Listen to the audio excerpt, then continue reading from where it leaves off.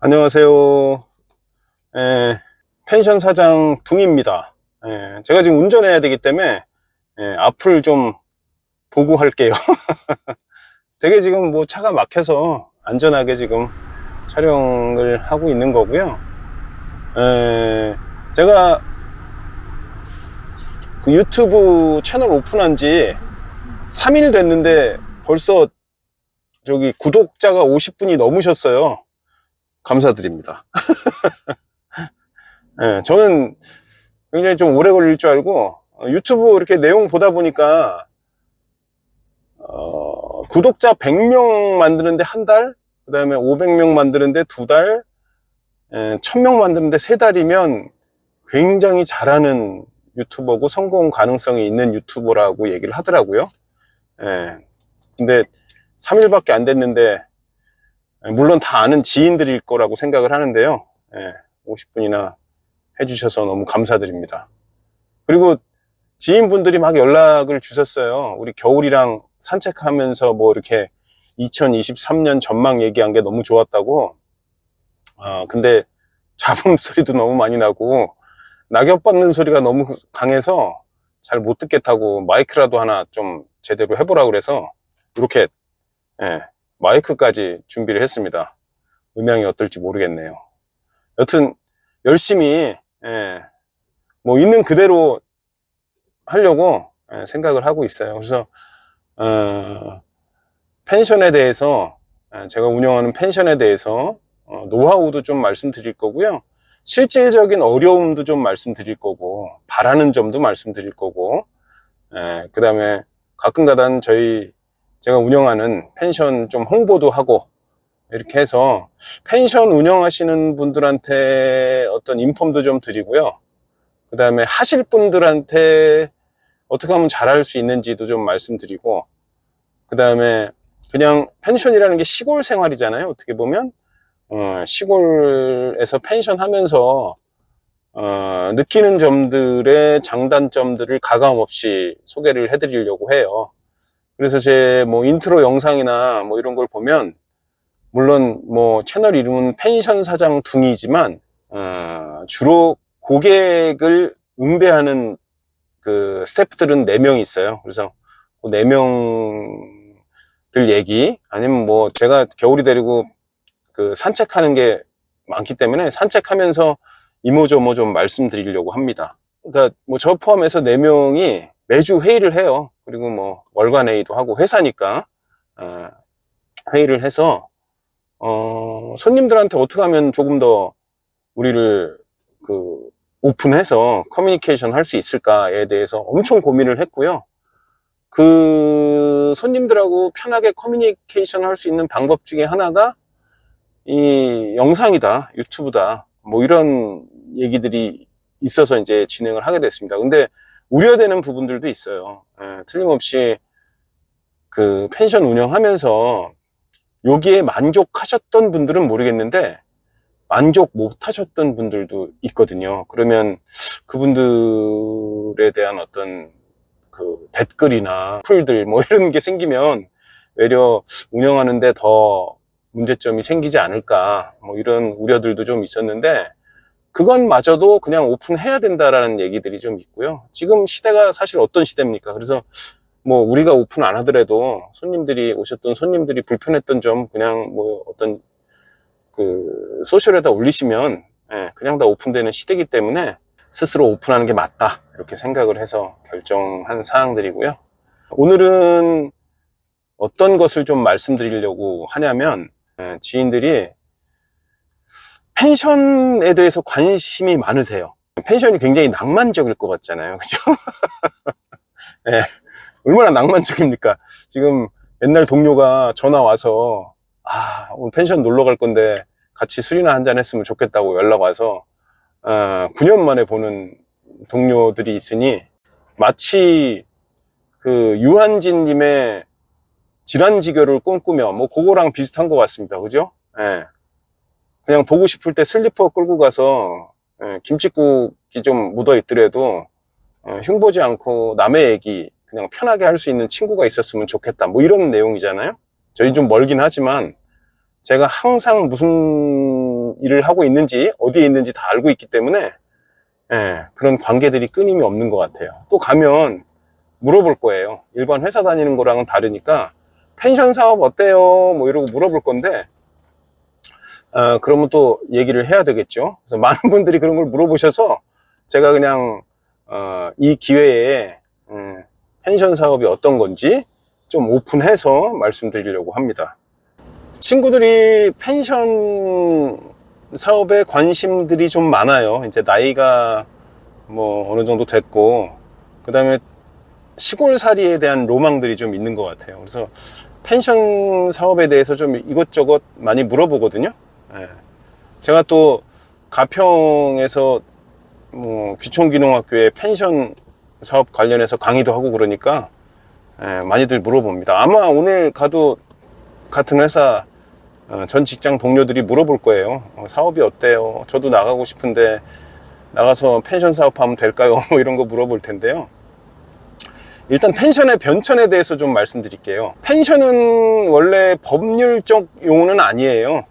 어떻게 쓰다 보니까 펜션이라고 많이 쓰는데, 펜션이라는 단어를 찾아보면 거기에 연금이라는 뜻이 있습니다. 외국에서는 시골에서, 도심에서 열심히 돈 벌고 은퇴하신 분이 시골에서 집 짓고 살다가 남는 방 두세 개 정도 에어비앤비처럼 이렇게 대여해주고 그 비용들을 좀 받으니까, 그래서 노후를 좀 즐기니까 아마 연금이라는 말이 좀 붙지 않았을까, 이렇게 생각하는데, 연금이라는 뜻이 있습니다.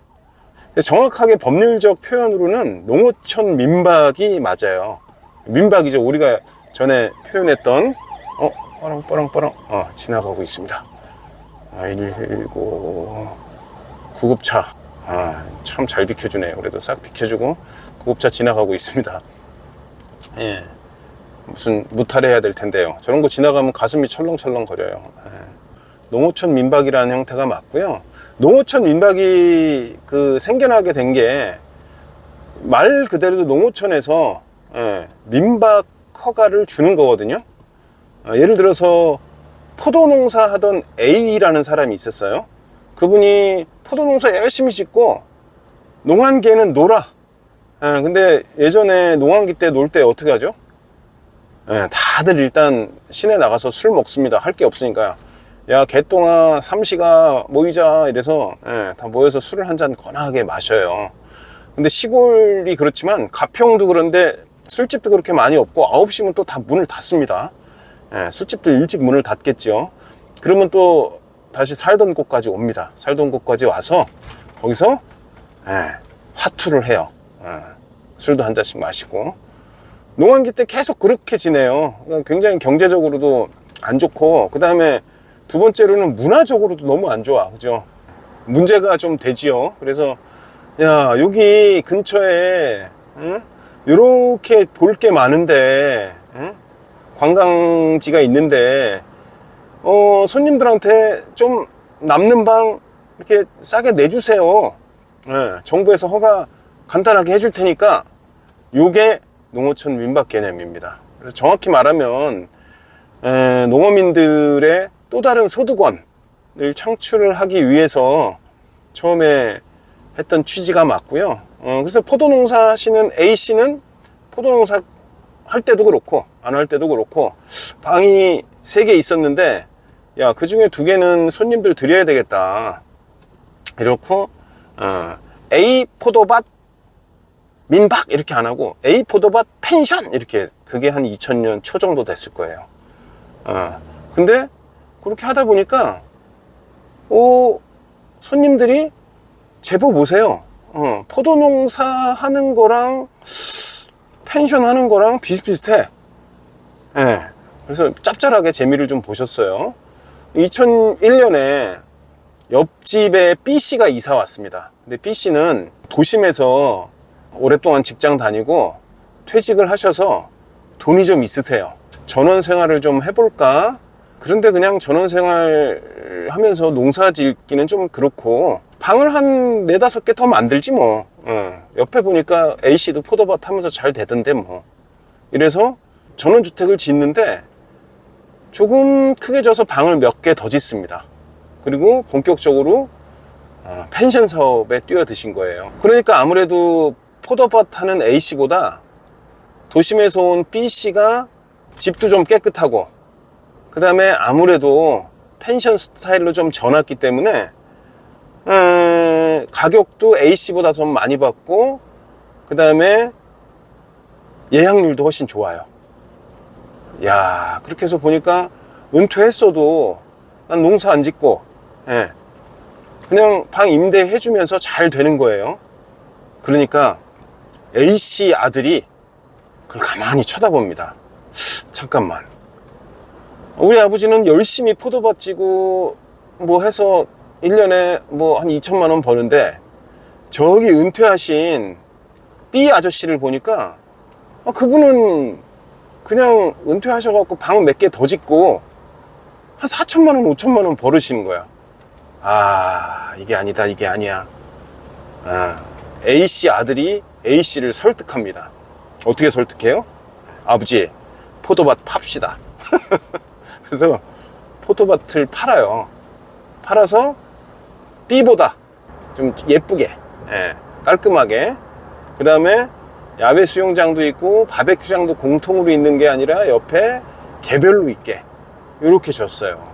A의 아들을 C라고 하죠. A, B, C가 이제 경쟁을 하게 됩니다. 당연히 C가 제일 가격도 높고 예약도 제일 잘 돼요. 그 다음에 B, 그 다음에 A, 이렇게 되겠죠. 가만히 보니까 이쪽 지역의 펜션들이 막 형성이 되면서 손님들이 꽤 와. 펜션 전문가 D가 등장합니다. 펜션 전문가 D가 등장하면서, 펜션은 규제가 있어요. 평수로 보면 약 70평 정도밖에 못 짓게 돼 있거든요. 규제가 있으니까 이분은 좀 규모를 크게 해. 70평이 훨씬 넘어가. 그러면 농어촌 민박으로는 허가를 못 받고요. 숙박업소로 허가를 받습니다. 숙박업소로 허가를 받으면 조금 더 규제들이 까탈스러워요. 건물 짓는 것도 그렇고, 관리도 그렇고, 위생도 그렇고, 그 다음에 점검하는 부분도 그렇고, 소방 쪽도 그렇고, 여러 가지가 좀 까탈스러운데, 이분이 멋지게 한 객실 15개짜리 숙박시설을 만들고, 그걸 뭐 리조트라고 이름 짓기도 뭐하고, 그 다음에 호텔이라고 이름 짓기도 뭐하고, 그러니까 뭐라고 이름 짓냐면 제일 만만한 게 펜션이에요. 펜션이라고 이름 짓습니다. 그리고 이분은 스파를 들여놔. 스파를 다 객실마다 들여놓고, 물론 야외 수영장이 있고, 규모가 그렇게 커지고, 그러니까 홍보하는 것도 좀 다르고요. 전문가니까. 그래서 그쪽 시장을 다 쓸어 담습니다. 이제 D, C, B, A 이런 순으로 되는 거예요. 더 똘똘한 E가 나와서 이번엔 풀빌라를 만듭니다. 풀빌라. 각 개별 수영장에 있는 풀빌라. 그전과는 차원이 완전히 다릅니다. 그전에는 돈을 잘 받아봐야 주말에 20만원, 평일에 10몇만원 이렇게 받았는데, 안에 풀빌라가 있으니까 방 사이즈도 어마어마하게 커지고요. 방마다 수영장 관리하려면 들어가는 비용도 만만치 않죠. 겨울에 수영장 물을 30도 이상 데우려고 그러면 에너지 값도 상당히 많이 들어가요. 그래서 기존 처음에 등장했을 때 풀빌라 가격이 40만원, 50만원 호가였습니다. 몇 개 없으니까 난리였어요. 중간에 젊은이들은 풀빌라 개를 들어. 그래서 한 달에 얼마씩 4명이 개를 들어서 연말에 그 개돈으로 풀빌라에 놀러 가는 그런 풍경들도 되게 많았습니다. 인생에 한 번은 풀빌라 가는 거야. E가 풀빌라를 만들었죠. F가 등장합니다. F가 니네는 그냥 풀빌라지 우리는 애견 풀빌라야. 그래서 애견에 특화된 아이템들이 등장해요. 2015년, 2016년 요때. 그러니까 또 뭐가 등장할까요? 우리는 키즈 풀빌라야. 키즈 풀빌라, 아이들 놀이시설이 그대로 펜션 안에 있는 겁니다. 수영장이 있어야 되고 아이들 놀이시설이 있어야 되니까 사이즈는 엄청 커지고요. 엄청 커지는 사이즈만큼 금액도 굉장히 늘어납니다. 잘 볼까요? 민박으로 시작했던 사업이 화장실, 우리 주방 이런 것들을 따로 두면서 펜션으로 이름이 바뀌었죠. 그 펜션에서 다들 야외 수영장을 두게 됐고요. 야외 수영장에서 또 다 개별 바베큐장을 두게 됐고요. 야외 수영장, 개별 바베큐장 플러스 스파를 두게 됩니다. 또 거기다가 이제 개별 수영할 수 있는 풀빌라가 등장했고요. 그 풀빌라에서 특화돼서 애견을 동반할 수 있는 애견 펜션이 등장하고요. 그 다음에 키즈 카페처럼 키즈 카페 놀이터를 그대로 갖고 와서 키즈 풀빌라가 등장합니다. 주기가 얼마나 될까요? 제가 볼 때는 2000년에서 2020년, 지금 2022년이잖아요. 20년 사이에 트렌드 변화를 한번 살펴볼까요? 일반 민박, 펜션, 스파 펜션, 풀빌라, 키즈 풀빌라, 애견 풀빌라, 거기다 이제 푸드 펜션도 있어요. 푸드 펜션, 음식을 다 줍니다. 그 다음에 그 안에 캠핑 열풍 있었잖아요. 2000년대 보면 아웃도어 광고가 2000년도에 엄청 많았습니다. 그래서 캠핑 열풍이 불면서 2010년도부터 글램핑이라는 게 등장했어요. 글래머러스 캠핑이죠. 그래서 몸만 가도 되는 모든 게 다 준비된 글램핑장이 등장을 했죠. 지금 펜션 시장은 완전히 카오스예요. 계속 뭔가 바뀌지 않으면 생존할 수 없는 시장이거든요. 제일 중요한 게 그 안에 주기입니다. 주기. 과연 몇 년 주기로 이런 새로운 것들이 나올까? 제가 볼 때는 4년, 5년 사이에요. 4년, 5년 사이에 그 트렌드를 못 쫓아가면 펜션 사업은 굉장히 힘듭니다. 잘 볼게요. 지금 펜션을 하시려는 분들이 계세요. 지금 민박처럼 지면 될 수 있을까요? 지금 옛날 그냥 펜션처럼 방 하나 덩그러니 있고, 그 다음에 뭐 샤워 시설 하나, 화장실 갖춰져 있고 주방 하나 갖춰져 있으면 사람들이 이용할까요? 안 합니다. 시설적으로 보면 어마어마하게 많이 업그레이드 돼 있어요. 그리고 세분화되어 있습니다. 지금 글램핑 같은 경우도 풀램핑 뭐 이래서 글램핑 하면서 그냥 내 수영장에서 수영할 거야 이런 데도 있고요. 스파 글램핑도 있고요.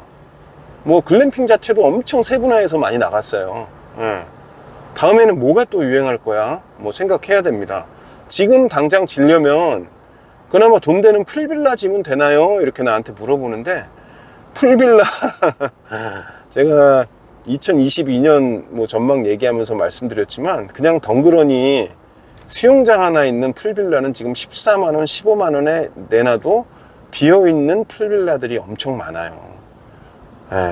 중요한 건 내가 어떤 테마를 가지고 어떤 컨텐츠를 가지고 공략할 수 있느냐는 거지, 그냥 이제 시설물만 가지고는 공략하기 힘들다. 또 시설물을 갖고 있는데 내가 계속 뭔가를 개발하지 않고 머물러 있으면 계속 이제 시설물들은 업그레이드가 되니까 굉장히 힘들다. 주기는 4년에서 5년 사이다. 내가 지금 새로 졌다고, 야 이거 새로 져서 괜찮아, 잘 될 거야 라고 했지만 4년 5년 뒤면 이제 낡은 펜션이 되는 거고요. 낡은 펜션이 됐을 때 잘 못하면 매출이 엄청 떨어지게 되죠. 제가 인근에 그 펜션들 그 연합회가 있어요. 그 대부분 펜션 사장님들이시죠. 그래서 한 달에 한 번씩 이렇게 만나서 저녁도 같이 먹고 1년에 2번 모임도 가서 뭐 저기 관광버스도 빌려서 어디 놀러도 가고 그럽니다. 매일 그렇게 만나니까 펜션 예약률이라든가 펜션의 흥망성쇠에 대해서 굉장히 민감하게 피부로 접할 수밖에 없죠. 예약이 안 돼가지고 굉장히 힘들어하는 펜션들 되게 많아요. 펜션 질 때 금액이 얼마 들을까요? 대부분 내가 여유 있어서, 통장에 여유가 있어서 풍족하게 펜션 지시는 분들은 별로 없어요. 땅을 사고 그 다음에 본인 살 집을 짓고 펜션을 이렇게 지려고 딱 하는데 항상 걸리는 게 자금입니다. 자금.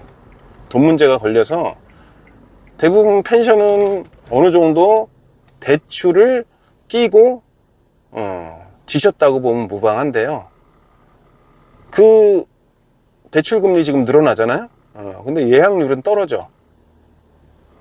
그러면 펜션 운영하기가 그렇게 만만치 않습니다. 거기다가 겨울에 난방비는 또 어마어마하게 나오거든요. 난방비 막 나오면 겨울에 장사를 안 해야 되나 하시는 데도 있으세요. 왜 그러냐면 예약이 한 군데 들어왔어. 근데 그 한 군데 난방을 계속 떼고 뭔가 관리를 하려면 비용이 더 들어가는 것 같은 거예요. 그래서 겨울에는 사업을 접어야 되나 하시는 데도 많아요. 펜션 사업이 그냥 건물만 하나 덩그러지는 게 아니다. 그런 인프라가 들어가는 거에 비해서 트렌드가 굉장히 빨리 바뀌기 때문에 과연 그 트렌드대로 내가 바꿔나갈 수 있는지, 나만의 독특한 컨텐츠를 갖고 있는지, 그거를 면밀히 생각하셔야 됩니다. 건물만 풀빌라, 키즈 풀빌라, 애견 뭐 카페도 하나 있고 건물만 있다고 펜션 사업이 되는 건 절대 아니에요. 그러니까 어떤 식의 컨텐츠를 가지고 손님을 맞이할 수 있을지가 첫 번째고요. 그냥 유행 따라서 건물만 지면 손님이 알아서 오겠지 하는 건 절대 아니라는 거, 그거 말씀드리고요. 다음에는 어떤 거에 대해서 말씀드릴 거냐면 펜션 성공의 3가지 노하우, 뭐 이런 거 가지고 좀 말씀드릴게요. 다음 말씀드릴 때는 우리 겨울이하고 산책하면서 말씀드렸으면 좋겠네요. 감사합니다. 운전 되게 막혀가지고 안전하게 하고 있고요. 지금 제 앞만 보고 가고 있어요. 거의 섰을 때 이렇게 한 번씩 봅니다. 너무 걱정하지 마시고요. 지금 이제 선글라스를 벗을까봐요. 어수룩해졌어. 엄청 막히네요. 지금 5시 20분. 어쩜 좋아. Fuck me, I'm looking in the mirror, so foggy, but I've never seen clearer. I don't really think anyone can save me, and honestly I'm not really sure I want saving. I like to be my own worst enemy. There's no risk if you don't try at anything, so I'ma just keep buying everything. See you in the next life, have to be a better me. I don't think that my head's on straight, gotta flip it and grip it and go and get an x-ray. What's wrong with me? I just feel weight pushing on my chest and it squeezes till I suffocate. Better change my mindset, meditate. It's pretty cool that I'm alive and have better days. I could walk, see, hear, I should celebrate. Think I could change my mind, maybe elevate. Living life, every day, late at night, not okay. All I want